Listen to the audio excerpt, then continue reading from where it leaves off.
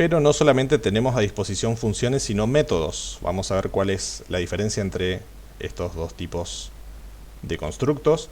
Vamos a crear un nuevo archivo y en este caso son métodos de cadenas. Entonces ese va a ser el nombre de nuestro archivo. Vamos a crearnos nuevamente una cadena.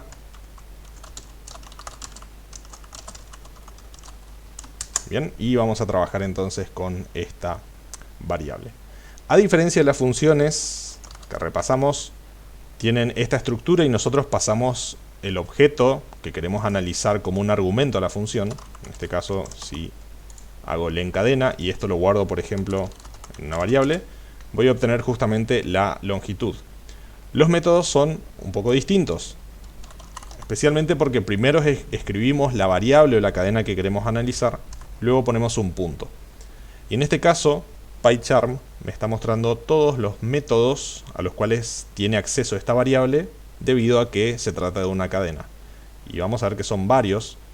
No vamos a revisarlos todos, ¿sí? Porque tampoco es el objetivo de este video ahondar en todos, pero sí vamos a ver algunos de los más útiles que nos pueden servir para trabajar con cadenas. Entonces nuevamente voy a servirme de la función print para trabajar justamente con estos métodos.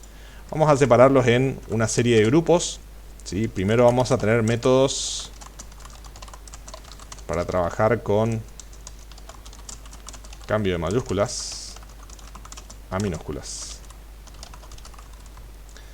Bien, empecemos entonces. Cadena, ¿sí? Vamos a empezar por la primera que se llama Capitalize. Podemos hacer doble clic en la ventana que abre nuestro editor y simplemente seleccionarlo.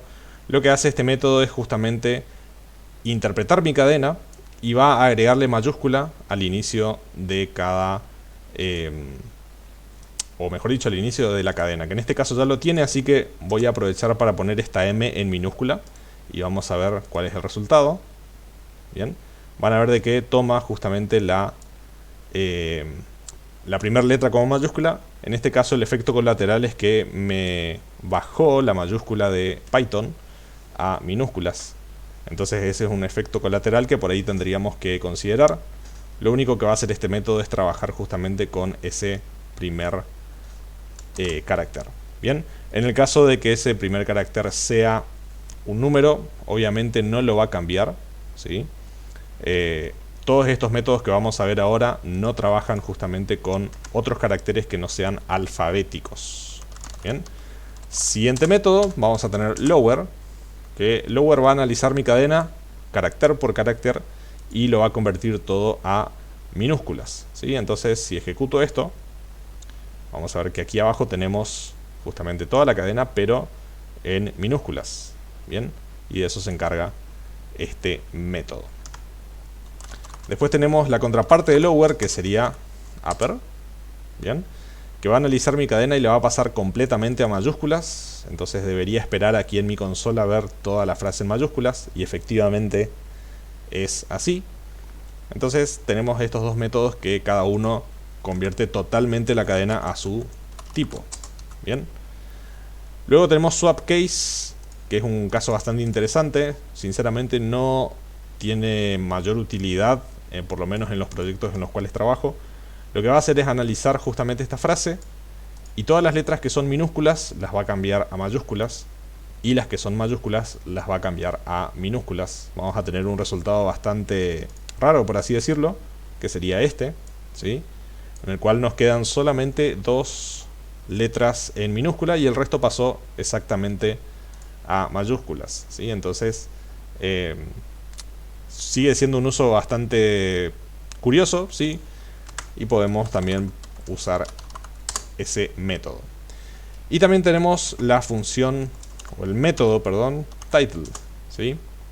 Que este método sí por ahí tiene una mayor utilidad. Va a analizar toda mi cadena y la va a separar por palabras. Por defecto Python entiende que cada palabra está separada por un espacio en blanco, que es lo que tenemos aquí, ¿sí? En nuestro caso hemos escrito bien esta cadena y cada palabra de la misma está separada por espacios en blancos. Entonces title lo que va a hacer es leer cada una de estas palabras y va a capitalizar la inicial de cada una de esas palabras. Así que si ejecutamos, vemos que aquí abajo tenemos el efecto deseado. Bien, entonces estos son aquellos métodos que podemos utilizar para trabajar justamente con mayúsculas y minúsculas y formatear específicamente de la forma que lo deseamos. Bien, luego tenemos otros métodos que nos sirven para buscar y reemplazar caracteres. Bien, por lo general el análisis de cadenas es súper útil, ¿sí? Vamos a tomar todo esto y lo vamos a comentar. Bien, más adelante vamos a trabajar con algunos casos de comentarios más específicos. Bien, pero pasemos directamente a estos métodos que nos van a servir para buscar y reemplazar los caracteres. Entonces, nuevamente vamos a usar print, ¿sí? Para agilizar el proceso. El primer método que vamos a ver se llama count. Bien, y a diferencia de len, no cuenta la cantidad de caracteres que existen en una cadena, sino la cantidad de veces que va a aparecer una subcadena. Entonces, si proporciono una subcadena, en este caso mi, que está todo en minúsculas, fíjense que nuestra única ocurrencia está en mayúsculas, y ejecuto esto, voy a obtener 0, ¿sí?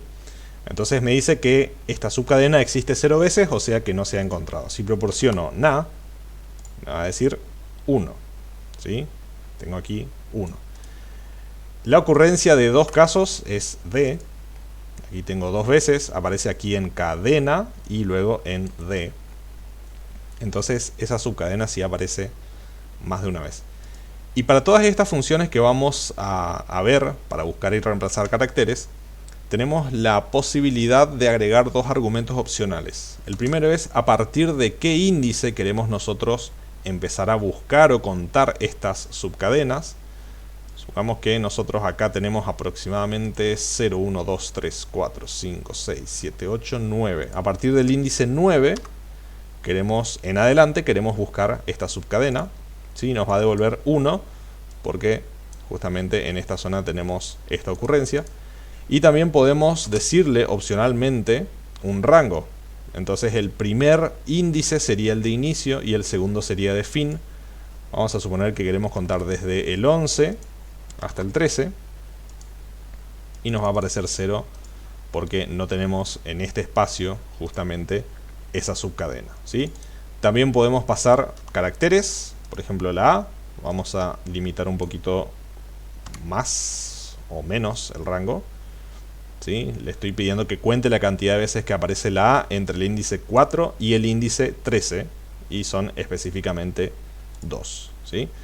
Entonces estos últimos dos argumentos son opcionales. En el caso que use 1, le estaría diciendo a partir de qué índice necesito que cuente la ocurrencia, y si agrego 2, volvemos para atrás, le estoy diciendo el índice límite, es decir, entre qué rango necesito que busque esa subcadena. Bien, una función súper útil count cuando necesitamos buscar subcadenas. Luego tenemos otra función que se llama starts with, ¿sí? Y nos permite definir si una cadena empieza con un prefijo. Bien, vamos a ejecutar y nos devuelve true. Este método nos devuelve true en el caso de que el sufijo que yo pase, el prefijo que estoy pasando como argumento a esta función sea realmente el prefijo con el cual empieza mi cadena. Obviamente también puedo limitar y decirle que quiero que busque el prefijo a partir de tal índice, por ejemplo el índice 3, que sería esta C. Si ejecuto mi función me va a devolver false, porque en el índice 3 en realidad empieza con K, con CA. Y en este caso nos devuelve true.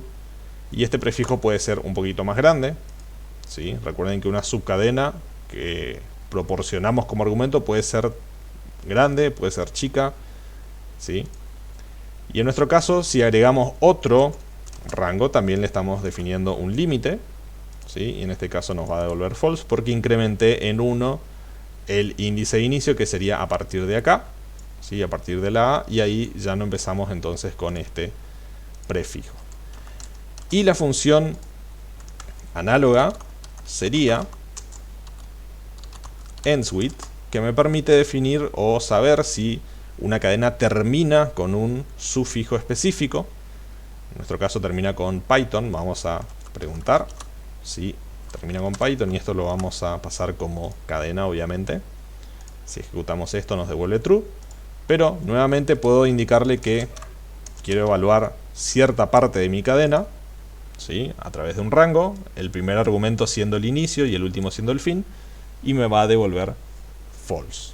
Bien, entonces starts with y ends with nos permiten trabajar con prefijos y con sufijos también. Pasamos a una más. ¿Qué pasa si necesitamos buscar? ¿Sí? Buscar si nosotros tenemos una subcadena y en qué parte específica de esa cadena la podemos encontrar.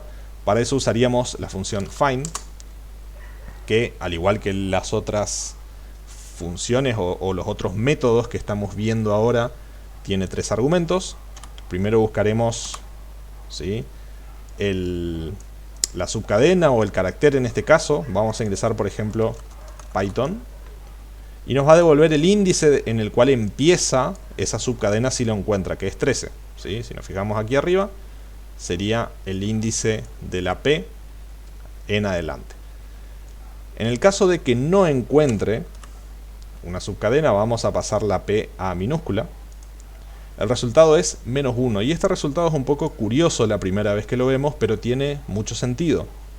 Esta función no podría devolvernos 0, porque 0 es justamente el primer índice que tiene siempre una cadena. Entonces, siempre que esta función no encuentra una subcadena, nos va a devolver -1. Y obviamente podemos limitar, ¿sí?, al igual que el resto de las funciones, podemos utilizar rangos y limitar la búsqueda. Por ejemplo, vamos a buscar en estos primeros caracteres, vamos a decir 0 y 9, y nos va a devolver -1, por más que mi cadena o mi subcadena Python se encuentre dentro de la cadena original, no se encuentra en este rango en el cual estoy realizando la búsqueda. Bien, hay una función similar y simplemente quiero mostrarles cuál es la diferencia, porque la funcionalidad es exactamente la misma. En vez de usar find podemos usar index, ¿sí? Pero fíjense qué pasa cuando no encuentra la subcadena que nosotros pretendemos buscar. Voy a ejecutar mi programa y aparece un error de Python en letras rojas, ¿sí? Esto es lo que nosotros conocemos en los lenguajes como una excepción. Significa que el programa que nosotros ejecutamos encontró un error que no sabe cómo resolver, lanza una excepción, ¿sí?, y su ejecución finaliza de forma abrupta. Entonces, mucho cuidado con esta función index.